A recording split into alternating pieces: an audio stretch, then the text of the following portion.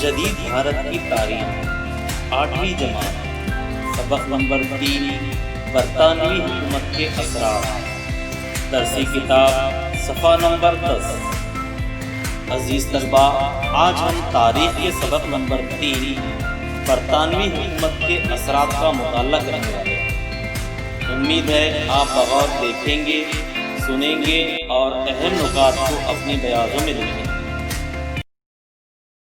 عزیز طلباء، سبق شروع کرنے سے قبل ہم سابقہ پڑھے گئے نکات کا اعادہ کریں گے تاکہ تاریخی واقعات کو سلسلہ وار سمجھنے میں آسانی ہو۔ ہم نے سبق نمبر 2 یورپ اور بھارت میں جن نکات کا مطالعہ کیا ہے وہ اس طرح ہیں۔ نشاط الثانیہ کا دور، مذہبی اصلاح کی تحریک، جغرافیائی دریافتیں، یورپ میں فکری انقلاب، سیاسی شعبے میں انقلاب، امریکہ کی جنگ آزادی۔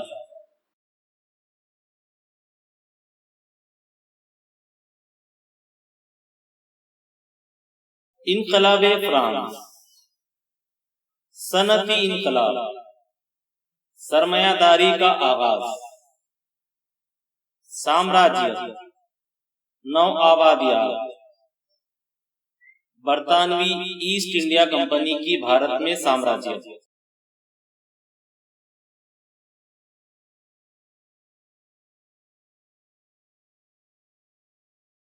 انگریزوں اور فرانسیسیوں میں تصادم، بنگال میں برطانوی ایسٹ انڈیا کمپنی کی اقتدار کی بنیاد، انگریزوں اور میسور میں جنگ، سندھ پر انگریزوں کا قبضہ، سکھ حکومت کا قاتل۔ ان تمام نکات کا مطالعہ کرنے کے بعد ہم یہ کہہ سکتے ہیں کہ بھارت کے سمندری راستے کی تلاش ہونے کے بعد یورپ کے مختلف قومیں بھارت میں تجارتی غرض سے داخل ہوئیں، جن میں خاص طور پر پرتگالی، ڈچ، فرانسیسی اور انگریز شامل تھے۔ ان تمام ممالک نے بھارت میں اپنی اپنی تجارتی کوٹھیاں قائم کی اور تجارت کرنے لگے، لیکن دھیرے دھیرے ان کو یہ احساس ہونے لگا کہ ہم یہاں پر تجارت کے ساتھ ساتھ اپنی حکومت بھی قائم کر سکتے ہیں۔ اسی طرح یورپی قومیں بھارت میں اپنی اجارہ داری قائم کرنے کے دوڑ میں لگ گئی، جس میں انگریز اور فرانسیسی سب سے آگے تھے۔ آگے چل کر صرف انگریز ہی بھارت میں باقی رہ گئے۔ انگریزوں نے بھارت میں حکومت قائم کرنے کے لیے مختلف طریقہ کار کا استعمال کیا۔ خاص طور پر انہوں نے پورے بھارت پر ایک ساتھ مکمل اقتدار حاصل کرنے کی کوشش نہیں کی، بلکہ علیحدہ علیحدہ ایک ایک صوبے کو اپنے قبضے میں لیتے رہے، اور اسی دوران انہوں نے ہر صوبے میں ایسے لوگوں کو تلاش کیا جو لالچی تھے، انہیں گدی کا لالچ دے کر اپنے ساتھ ملا لیا۔ آگے چل کر آپ پڑھیں گے مراٹھوں کی حکومت حاصل کرنے کے لیے بھی انگریزوں نے یہی طریقہ کار اپنایا۔ تو چلیے سبق نمبر 3 برطانوی حکومت کے اثرات کا مطالعہ شروع کرتے ہیں۔ عزیز طلباء، آج کے اس ویڈیو میں ہم جن نکات کا مطالعہ کرنے والے ہیں وہ اس طرح ہیں۔ برطانوی ایسٹ انڈیا کمپنی کا قیام، انگریز اور مراٹھے، متعینہ فوج، چھترپتی پرتاپ سنگھ۔ تو چلیے شروعات کرتے ہیں۔ برطانوی ایسٹ انڈیا کمپنی کا قیام۔ ہم نے دیکھا کہ جغرافیائی دریافتوں کی وجہ سے یورپی حکومت بھارت کے ساحل تک کس طرح پہنچی۔ پرتگالی، ڈچ، فرانسیسی اور انگریز بھارت کے بازار پر قبضہ کرنے کے لیے مقابلہ آرا ہو گئے۔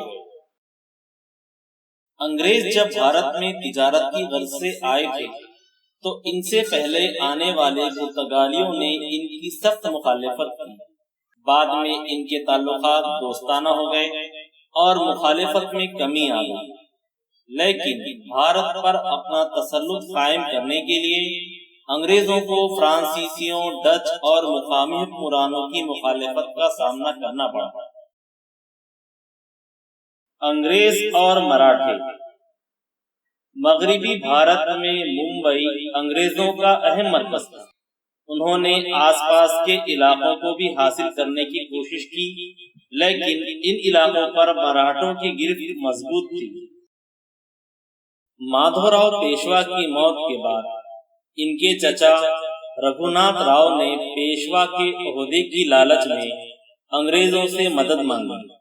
اس طرح انگریزوں کو مراٹھوں کی سیاست میں مداخلت کا موقع ہاتھ آیا۔ 1774 عیسوی سے 1818 عیسوی تک مراٹھوں اور انگریزوں کے درمیان 3 جنگیں ہوئی۔ پہلی جنگ میں مراٹھا سرداروں نے متحد ہو کر انگریزوں کا مقابلہ کیا، اس لیے انہیں برتری حاصل ہوئی۔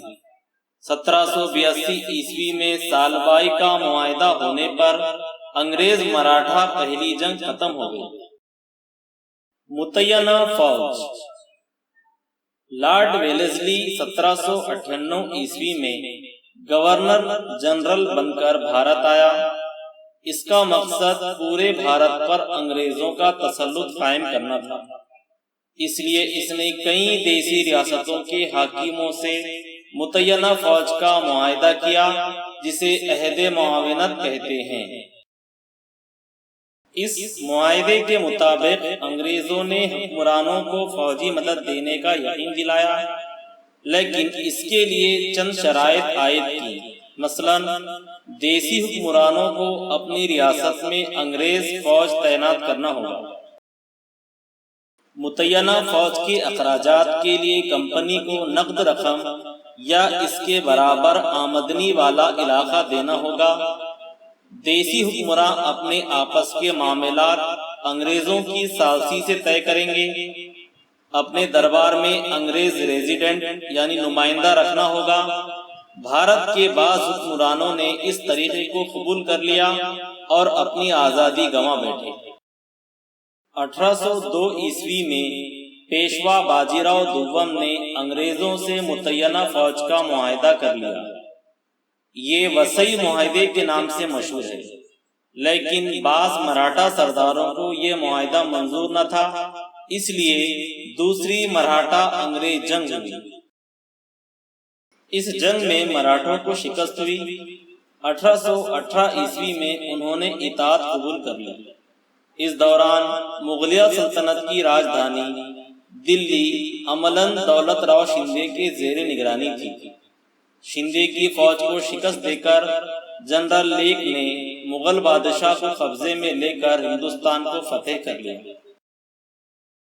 چھترپتی پرتاپ سنگھ۔ جب پیشوائی کا خاتمہ ہوا، اس وقت ستارا کے چھترپتی پرتاپ سنگھ گدی پر تھے۔ انگریزوں نے ان سے معاہدہ کر کے حکومت کے انتظامات میں مدد کرنے کے لیے گرینڈ ڈف نامی افسر کو نامزد کیا۔ بعد میں انہیں گدی سے اتار کر کاشی بھیج دیا گیا، جہاں 1847 عیسوی میں ان کی موت ہو گئی۔ چھترپتی پرتاپ سنگھ کے وزیر رنگو باپو جی گپتے نے انگلستان تک جا کر اس ناانصافی کے خلاف فریاد کرنے کی کوشش کی، لیکن ناکام رہے۔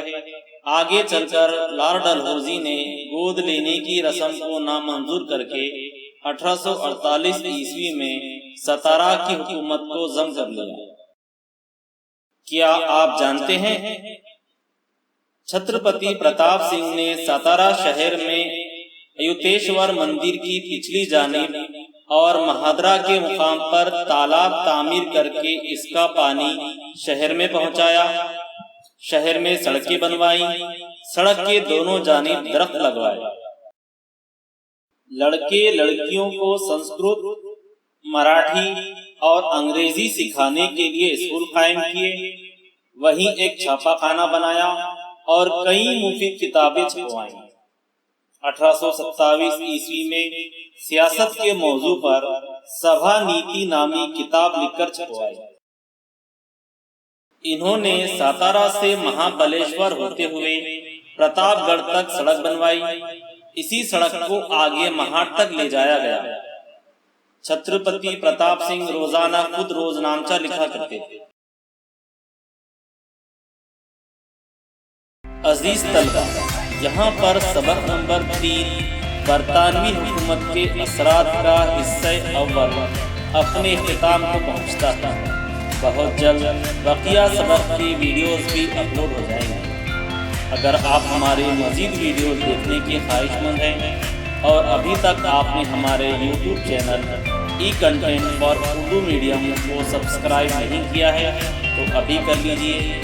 अगर आपको ये वीडियो पसंद आया हो तो लाइक ज़रूर कीजिए और दूसरों को शेयर कीजिए। इंशाअल्लाह बहुत जल्द मज़ीद वीडियोस के साथ हाजिर होते हैं। तब तक के लिए खुदा हाफ़िज़।